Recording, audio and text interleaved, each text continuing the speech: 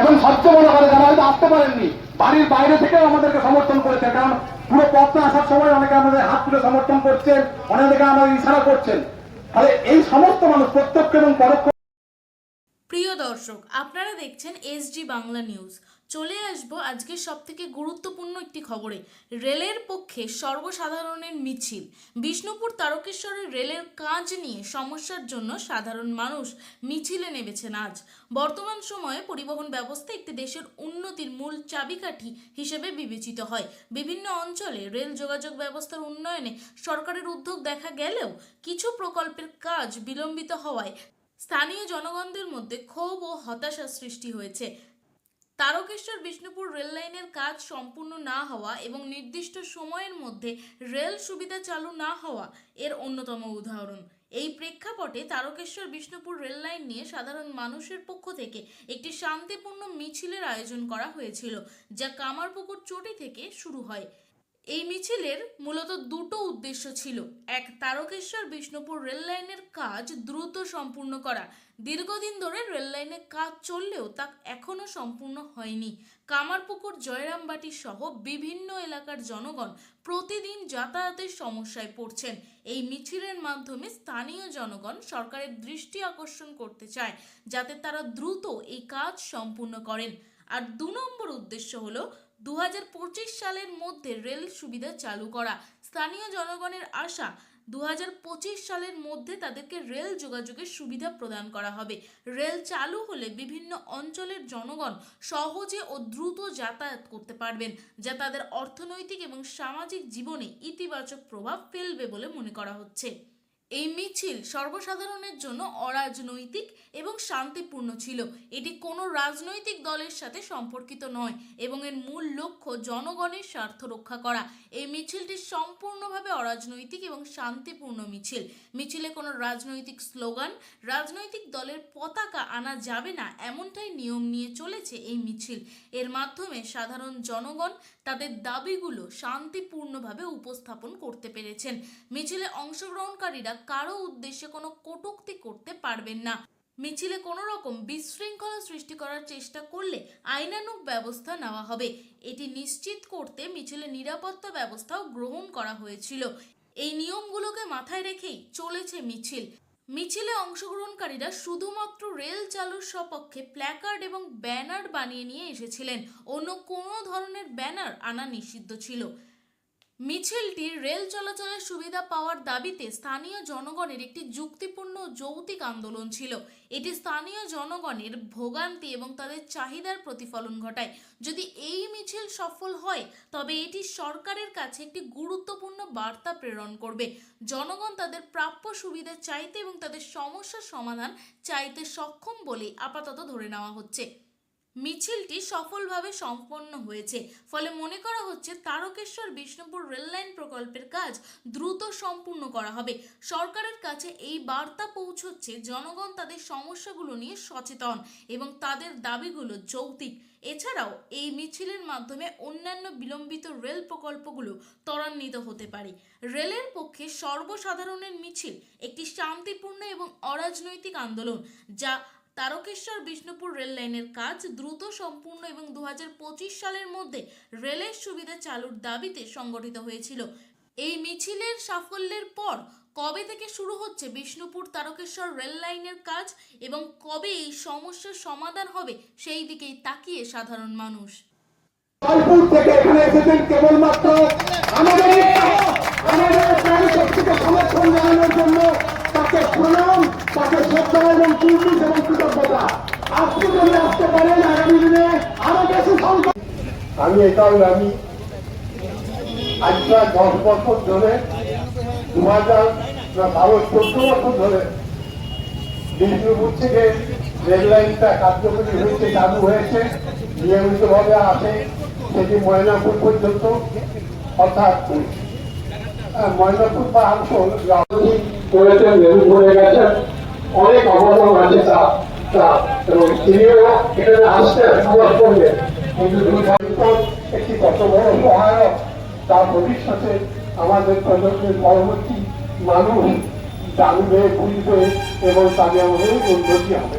সুতরাং আমি আরেকবার আপনাদের সকলকে ধন্যবাদ জানাই।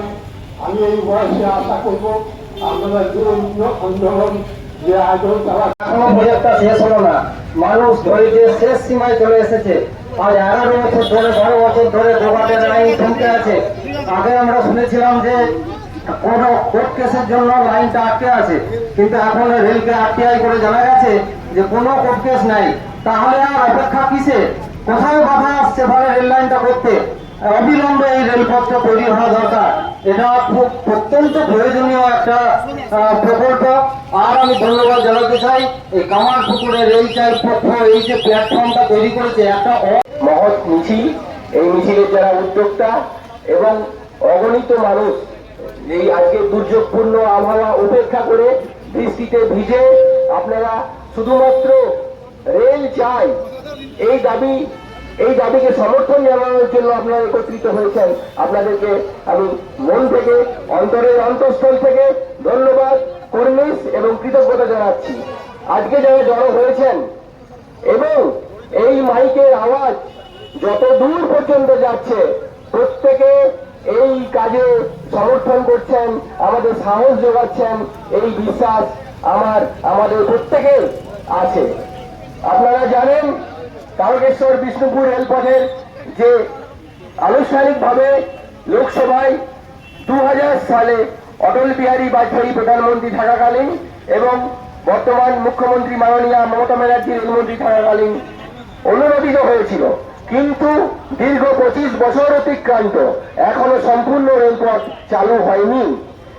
আর জয়রামবাটি, কামারপুকুর এবং বিষ্ণুপুর এই জায়গাগুলো অত্যন্ত পর্যটকদের কাছে এবং যারা অগণিত শিষ্য গোটা বাংলা নয় সমগ্র ভারতবর্ষ তথা সারা পৃথিবী জুড়ে ছড়িয়ে আছে, তারা এখানে আসতে চায়, তারা এই পুণ্যভূমিতে পা রাখতে চায়, কিন্তু যোগাযোগ ব্যবস্থা অত্যন্ত খারাপ হওয়ার কারণে এখানে আসতে পারে না এবং অত্যন্ত সময় বেশি লাগে, অর্থ বেশি লাগে। এবং সবচেয়ে বড় কথা, যারা হয়তো আসতে পারেননি, বাড়ির বাইরে থেকেও আমাদেরকে সমর্থন করেছে। কারণ পুরো পথটা আসার সময় অনেকে আমাদের হাত তুলে সমর্থন করছেন, অনেকে আমাদের ইশারা করছেন। তাহলে এই সমস্ত মানুষ প্রত্যক্ষ এবং পরোক্ষ আজকের মিছিলের যারা সাথী, আজকের আন্দোলনের যারা সাথী, তাদেরকে আমাদের তরফ থেকে, কামারপুকুর রেলপথ পক্ষের তরফ থেকে কৃতজ্ঞতা এবং কুর্নিশ। আমি একটা স্ক্রিনশট দেখাচ্ছি। এই স্ক্রিনশটটা আমার নয়, আপনার নয়, কোনো বানানো নয়, এটা ইস্টার্ন রেলওয়ে। কারণ আমাদের কামারপুকুর জয়রামবাটি এটা ইস্টার্ন রেলওয়ের মধ্যে পড়ে। এটা 2রা ফেব্রুয়ারি 2024 এই বছরে 2রা ফেব্রুয়ারি 2024 আমি পাঠিয়ে দেবো আমাদের গ্রুপে, গতকালও পাঠিয়েছি।